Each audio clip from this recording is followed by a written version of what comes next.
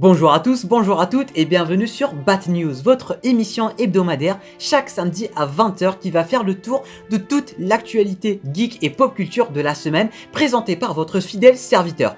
Aujourd'hui, dans le programme, on a du DC Comics, du Marvel, du film, du série ainsi que du Netflix et du jeu vidéo. Installe-toi confortablement, n'oublie pas le petit pouce bleu qui va pas mal m'aider, de t'abonner à la chaîne YouTube et ainsi que d'activer les notifications pour être là chaque samedi à 20 h. Et sur ce, moi je vais couvrir toute l'actualité de la semaine.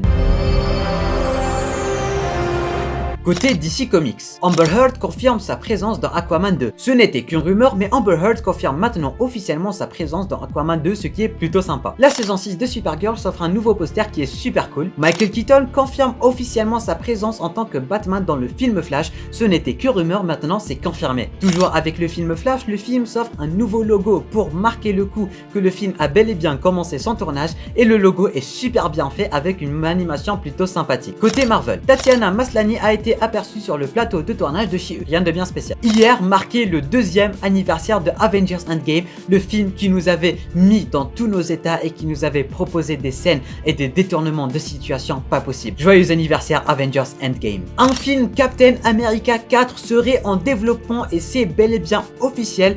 Pour l'instant toujours rien en ce qui concerne la rumeur qui parlait du retour de Chris Evans, mais en tout cas c'est bel et bien confirmé que cette rumeur là et ce film là n'ont aucun rapport entre les deux. L'acteur Russell Crowe confirme sa présence dans Thor Love and Thunder et jouera bel et bien le rôle du dieu Zeus. Sony et Marvel ont encore une fois signé un accord qui va cette fois-ci durer jusqu'à 2026 et qui va aussi avoir quelques plus, c'est-à-dire que les films Sony vont pouvoir aussi sortir sur Disney+, un an voire 2 ans après leur diffusion, ce qui est mine de rien super cool pour nous. La série Hawkeye a officiellement terminé son tournage. L'actrice Emilia Clarke, connue dans Game of Thrones, va officiellement rejoindre le casting de Secret Invasion. L'actrice Olivia Colman serait aussi en négociation pour jouer un rôle dans Secret Invasion. Le film Shang-Chi s'offre une bande-annonce, un poster et 3 nouvelles photos promo. Et pour finir, la série animée MODOK sort le 21 mai 2021. On se tourne maintenant côté ciné, série et Netflix. Une série Saw serait en développement. La saison 3 de You, qui est une très bonne série mine de rien, a officiellement terminé son tournage. Une série American Psycho aussi serait en développement. On a aussi eu droit à un mini teaser pour la nouvelle saison de Dexter.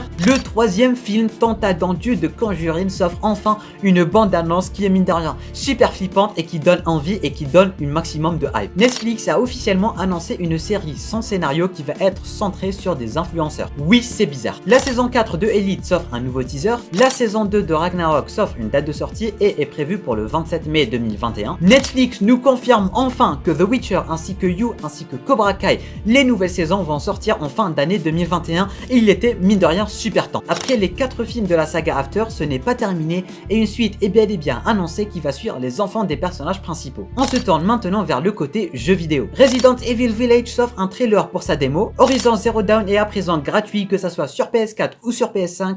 Si vous l'avez toujours pas, foncez l'acheter avant que ça soit trop tard. Pour terminer, le jeu Marvel tant attendu que j'attends le plus et qui va être disponible sur mobile, ce sera en quelque sorte un petit RPG à la Genshin Impact mais en version Marvel, s'offre un nouveau trailer avec Black Widow et le personnage sera disponible dès la sortie du jeu. Et bien évidemment, votre fidèle serviteur sera là pour jouer à ce jeu sur cette chaîne YouTube.